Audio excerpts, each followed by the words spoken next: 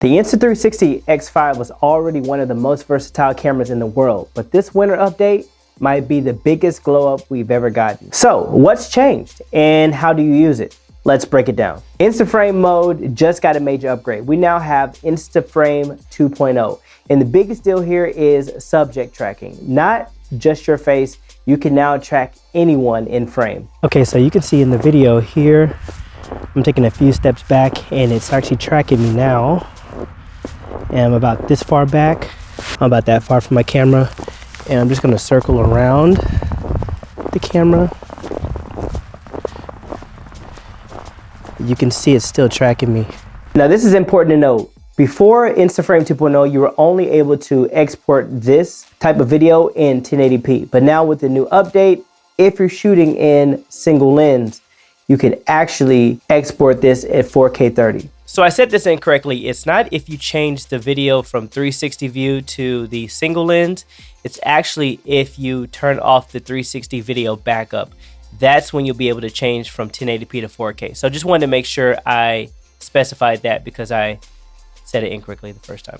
Number 2 is the new Virtual Gimbal. And here you have 3 different modes. So the first one is pitch lock, which keeps your horizon locked even if the camera tilts.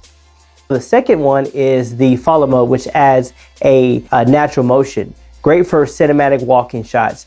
And again, this is something that you would use if you don't want to reframe yourself, but it's constantly looking at you. It just keeps the stabilization really clean and gives you a quick edit that you can post on Instagram within minutes. And then the last one is the FPV mode. This is kind of a wild one, but it follows every movement like a drone flying through your environment. So if you're in a national park like I like to travel to, or even the state park, you more than likely can't have a drone in the air. Well, if you have a selfie stick that it can extend, you can put this at the top of that, and then when you move back and forth, it looks like you're flying an FPV drone. I actually don't know how to fly an FPV drone right now. I know how to fly a regular one.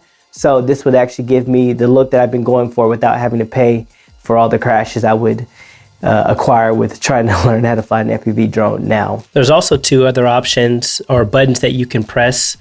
There is the button that allows you to do a 360 spin. So it's just the camera rotating from facing away from you to facing towards you. And then there's also a barrel roll that you can use if you want to use that, if you want to get creative on these 2 shots. The third update here is the cinematic photos. If you like the look of that cinematic widescreen film, you're going to love this. It immediately transforms your everyday scenes into something that looks like a movie poster. You're going to get 8 new filters so you can get the film look straight out of the camera without having to color grade it yourself. Now, along with each of those filters, you'll see some watermarks. They look actually really clean. There's signature frame, which makes it feel like a movie title card. Minimal frame, which is just really clean, fairly modern. And then there's analog film, which gives you that vintage frame aesthetic. These save time and they also look good for a 360 camera. And I'll just leave it at that. There's also a new accessory that you can pair the camera with. It's the X5 photography grip.